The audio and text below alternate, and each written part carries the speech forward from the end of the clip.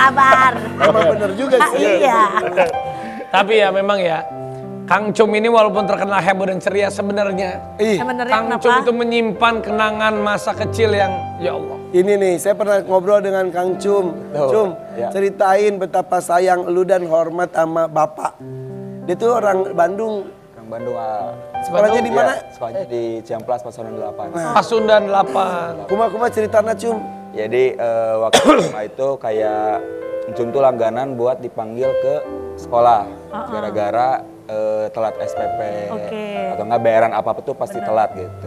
Pas suatu hari biasanya mamah tuh yang dipanggil. Tapi mungkin mamah terlalu sering, terlalu bosan juga. Makanya bapak aja deh yang coba ke sekolah gitu. Sampai pada subuh, bapak bangunin. Tapi pas bangunin itu, bapak udah posisinya udah rapi. Mau kemana? Encum pikir seperti biasanya. Ya, nggak seperti kayak biasanya mau pergi gitu. Ya, ternyata Encum pikir tuh, oh mungkin mau pergi ke pasar. Karena waktu itu mama sama bapak jualan masakan Sunda gitu di Pasar Baru. Pas Cum pergi, jadi kan naik angkot tuh kalau ke Ciamplas tuh. Jadi dari turun angkot tuh masih ada jalan kaki tuh ke sekolah. Pas Cum turun di angkot, Encum lihat di jalan, ternyata Encum lihat bapak lagi jongkok di pinggir jalan. Cum samperin lah gitu. Bapak lagi apa sih? Lagi di pinggir jalan itu jongkok. Dia dengan ciri khasnya pakai 2 koin buat nyebutin janggutnya gitu. Biasa. Ya, di pinggir jalan. Bapak lagi apa kok diam di sini gitu. Ya bapak lagi, bukannya bapak dipanggil ke sekolah katanya gitu. Oh iya lupa. Terus bapak kesini pakai apa? Bapak jawabnya bapak jalan kaki. Karena nggak ada uang. Karena nggak ada uang lagi. Jadi Encum selama SMA tuh Encum coba dikasih buat ongkos pergi doang gitu. Untuk pulang tuh biasanya? Untuk pulang tuh biasanya kalau nggak kayak minta, tapi secara mintanya kayak buat ongkos gitu. Kalau ada yang ngasih ya syukur, kalau nggak ada Encum juga pulang jalan kaki juga gitu. Terus bapak dipanggil tuh untuk SPP yang selalu telat? Iya yang selalu telat. Terus pas masuk sekolah barengan? Enggak. Jadi pas Encum mau bilang, ya udah kalau gitu yuk bareng kita ke sekolah. Bapak cuma jawab, Encum duluan aja. Bapak takut Encum malu kalau bareng sama bapak gitu. Bapak sehat sekarang? Alhamdulillah sehat, Pak. Dan bapak sudah merasakan bahagia dengan keberhasilan Encum sekarang ya? Alhamdulillah.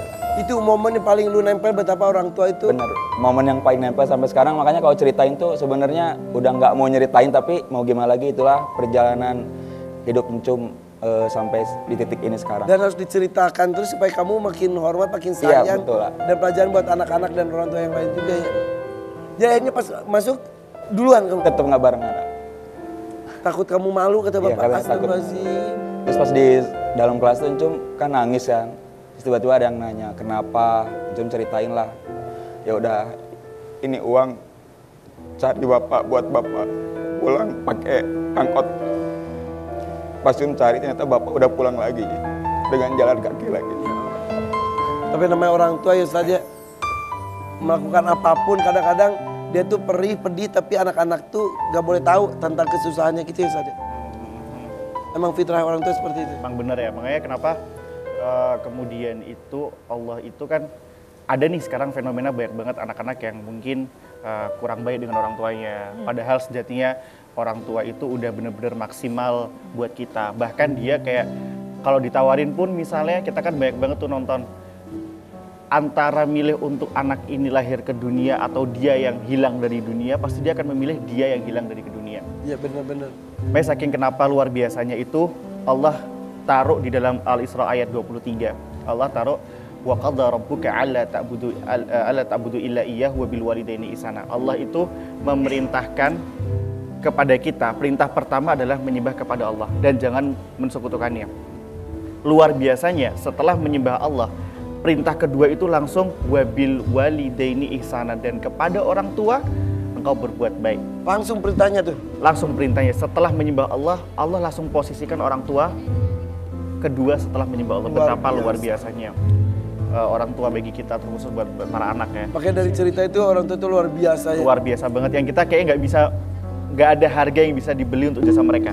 Ya sementara di sisi yang lain ada anak yang sampai senjata tajam ke ibunya hanya karena tidak dikasih skincare. Itu kan itu lu Itu Gen Z sih biasanya. Ya Tapi itu maksudnya ya itu.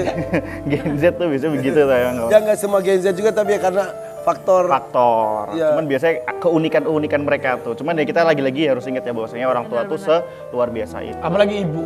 Apalagi ibu yang Apalagi dimention 3 kali. Ibumu. Maka kamu cari ibu buat anak itu banyak gitu enggak kan ya? Ya enggak. Kalau itu kan ibu-ibu, beda ibumu sama ibu kan beda. Nah, Jom, gimana? ada pertanyaan nggak? Apa hukumnya Ustadz? Kalau misalnya kita ada sesuatu keinginan pengen nikah, tapi kayak terhalang takutnya nanti beda ke orang tua gitu. Jangan dijawab dulu, karena iklannya banyak. Encum tanya iklannya banyak. Ya, pertanyaan lain juga masih banyak juga nih. Semuanya nanya. Oke, tetap di sini ya. YPP Warrior Pagi.